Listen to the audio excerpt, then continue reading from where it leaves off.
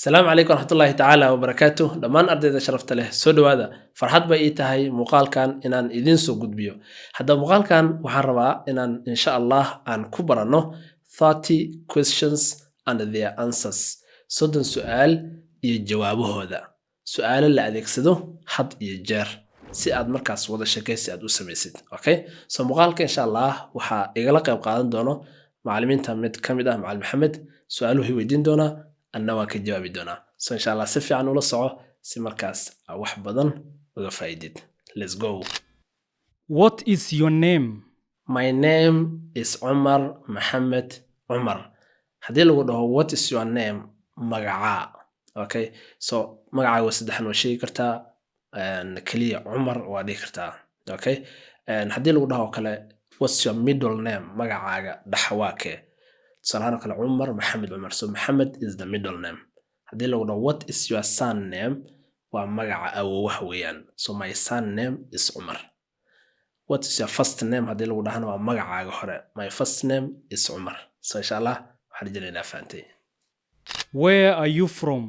I am from Muqdisho Somalia where are you from haddii lagu dhaho halkee ka timid okay so meesha ka timid ayaa sheegaysaa good Where do you live?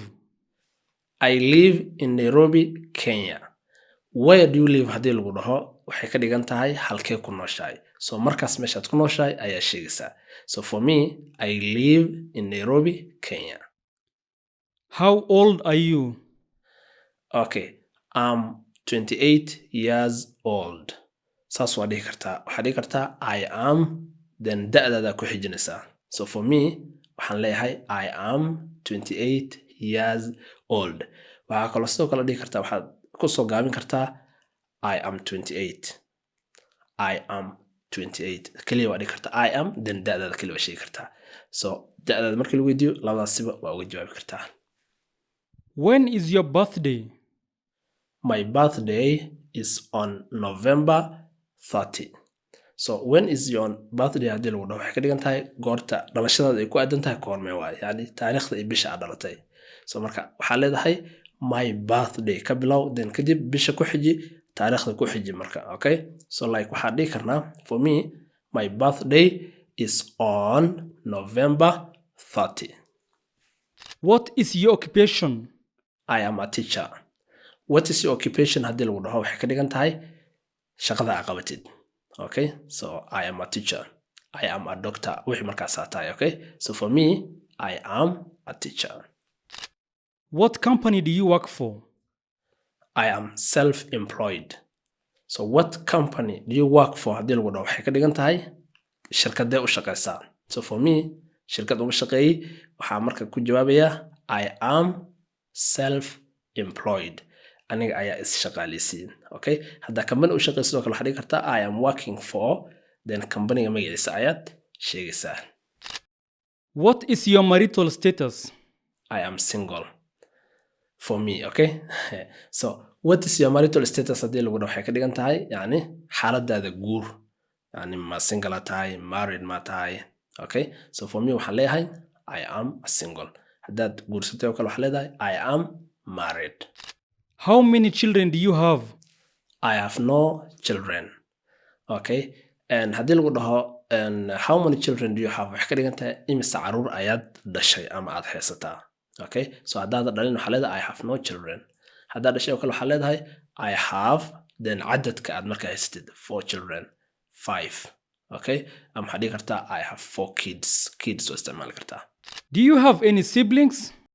I have 11 siblings do you have any siblings haddii lagu dhaho waxay ka dhigan tahay caruurta kula dhalatay oo isku jiraan gabdho iyo wiilal okay so anigoo kale waxaan leeyahay I have 11 siblings 6 girls 5 boys 6 gabdho 5 wiil so do you have siblings imise walaal ayaa kula dhalatay oo isku jira gabdho iyo wiilal Who do you live with? I live with my parents who do you live with yaa la nooshahay so for me I live with my parents okay haddaad laakiin aad keliga degan tahay waxaa leeyahay I stay alone keliga ayaa deganhay haddaad caruur iyo maybe a married tahay oo kale waxaa leedahay I live with my husband I live with my wife and children. Saasaa leedahay, okay? That's good. What time do you get up?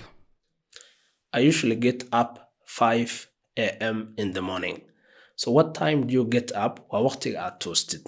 Okay? So waqtigaa sheegaysaa. So ani waxaan leeyahay I usually get up 5 a.m. in the morning. So shanta subaxnimo ayaan toosaa. So adiga waqtigaa toostid ayaa sheegaysaa. What time do you have breakfast? I usually take my breakfast at 7 a.m. I usually take my breakfast at 7 a.m. jumlada saas u dhisaysaa. So waqtiga quraacataa weeyaan. So waqtiga quraacatid ayaa sheegaysaa. That's good. What time do you go to bed? I usually go to bed at 11 p.m. at night. Okay? So waqtiga ayaa seexataa. I usually go to bed. Goorta aad yani sariirta aad tagtid. So waqtiga ayaa sheegaysaa. So ani marka waxaan dhahay I usually go to bed at 11 p.m. habeenkii shantii habeenimo. What are your hobbies? My hobbies are reading, playing football, and maybe watching entertainment.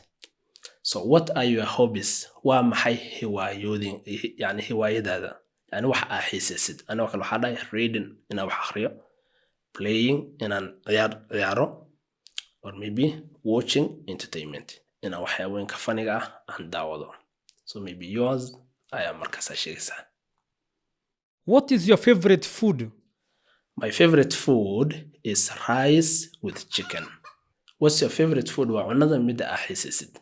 Okay? So anoo kale marka waxaan dhahay my favorite food. So my aa ka bilaabsaa. Then waxa favorite, okay? My favorite food is rice and chicken. So what is yours? Adiga maxaa xiisaysaa? Commenti nagula wadaag. What is your favorite color? My favorite color is white. Favorite color waxaa waye midabka ka ugu jeceshahay. So aniga waxaa aad u jeclahay midabka yani white ka ah. Okay? So waxaa leedahay my favorite color is then color gashaysa black, green, yellow, white. Midka markaas adiga aad jeceshahay. What is your favorite drink? My favorite drink is watermelon. Okay? Favorite drink waa cabitaanka ka xiisaysid ka jeceshahay. So aniga waxaa jeclahay watermelon. Qaraha jeclahay. So adiga ka jeceshahay nala wadaag. Why do you study English? To improve my speaking skills. Why do you study English? Sababta aad luqadda Ingiriisiga u baratid maxay tahay? So waxaa dhihi kartaa to improve my speaking skills. Si aan u horumariyo ku hadalka luqadda. That's good. How do you learn English? Through watching movies, reading, listening, and maybe watching Netflix. So how did you learn English? Sidee luqadda Ingiriisiga ku baratay? So waxaa dhi meesha ka bartaa sheegaysa, okay? Through watching movies inaan filmaanta daawado, Netflix inaan daawado, reading inaan wax akhriyo, listening inaan wax dhegeysto. Saasaa ku jawaabi kartaa. How many languages do you speak? I usually speak 3 languages. I speak Somali, English, and Swahili. So how many languages do you speak? Imisa luqadood ayaa ku hadashaa? So luqadaha ku hadashid ayaa sheegaysa. Haddii hal xaba tahay halka xaba sheegaysa, okay? Where would you like to go for a holiday? I would like to go to Dubai. So where would you like to go? Waxay ka dhigan tahay xagee aadaysaa for a holiday, yani fasax haddaa sidoo kale. Okay? So for me, I would like to go to Dubai. So meesha aadaysid ayaa markaas sheegaysaa. That's good. Is there anything I can do to help? Please help me with your phone. So haddii lagu dhaho is there anything I can do to help? Yani ma jira wax aan kugu caawin karo. So wixii qofkaas aa ka rabto oo kale ayaad markaas aad weydiisanaysaa, okay? Waxaa dhihi kartaa oo kale give me a hand. Yani gacan ii dhib ii caawi camal, okay? Anything marka qofka uga baahantay inuu ku caawiyo ayaad ugu jawaabaysaa. What did you do last night? I watched a football match between Real Madrid and Atletico Madrid. So maybe waxaa waaye maxaad xalayta qabatay oo kale. So waxaa qabataa sheegaysaa. Tusaalahaan kale waxaa dhihi kartaa I read a book and slept. Book ayaa akhri waana seexday. Or maybe I watched a movie. Movie ayaan daawaday. So wixii aad qabatay ayaa sheegaysaa. Are your parents alive? Of course, both my parents are alive. So waxay ka dhigan tahay waalidka ma nool yihiin. So hadday nool yihiin oo kale waa sheegaysaa way nool yihiin ayaa leedahay, okay? That's good. Do you have any plans tomorrow? Yes, of course. I am going for shopping. So, berito maxaa qorsho aa leedahay? So, qorsho hadda waxa aa leedahay ayaa markaas sheegaysaa. So, ani waxaan dhahay I'm going for shopping. In aan soo dukaamaysto, aan soo adeegto ayaan rabaa. Hadda xalfadaada sidoo kale waxaa leedahay I'm going for a wedding. I'm going to visit my parents. Waalidkay ayaan booqan rabaa. Wixii markaas adiga ku habboon ayaa sheegaysaa. That's good. What does she look like? She's a tall, slim, and a brown girl. Haddii lagu dhaho what does she look like? Ayada see u egtahay. Yani she waa qof dumar ah. Gabadhaas faahfaahin ka bixi. So waa cabiri kartaa dhererkeeda oo kale. So marka ani waxaan dhahay she is a tall, slim, and a brown girl. Girl. Okay? Yeah. Girl. Yeah. Soomaalida qaar ay dhahaan laakiin waxa waaye girl. Arta waa silent. So ayada waa gabar dheer, slim, dhuuban, and a brown girl. Iyo gabar guduudan. How do you get to work? I usually drive my car. How do you get to work? Waxay ka dhigantaa shaqada maxaa ku tagtaa. Waxaa ku tagtid ayaa sheegaysaa. Ani waxaan dhahay I usually drive my car. Gaarigayga ayaan wataa aan ka haystaa.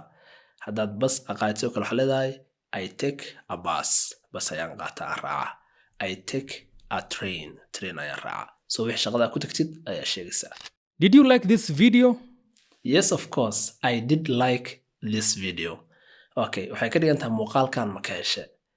Haddaa muuqaalka ka heshe waxaa leedahay yes, I did like the video. Ha, muuqaalka waan ka hele. Adiga ma ka heshe. Haddaa ka heshe insha Allah muuqaalka like-ta. Muuqaalkan ha noqdo muuqaalada kuwa ugu like-ta badan hadduu aan leedmo. Waxaan rajeynayaa wax badan inaad ka faa'iideen. Su'aalooyin aad iyo aad u badan waaye. Haddaan arko muuqaalka inaad zaid aad u daawateen part 2 ayaan soo samayn doonaa hadduu aan leedno, okay? Ardayda badana I don't know notification kama gaarmiya sababtoo ah inta kanaalka ku xiran inta daawato isma leeko. So insha Allah waxaa codsi ah in muuqaalkan aad si sheegarisaan oo meelo badan aad ku sheegarisaan aadana ka iloobin inaad noo like gariso kanaalkan aad ka mid noqoto. Halkan waxaan kusoo gudbinaa barashada luqadda Ingiriisiga ah oo si xiiso badan ah oo dhinac walbo aan taabanayno hadday noqoto reading, listening, speaking iyo grammar.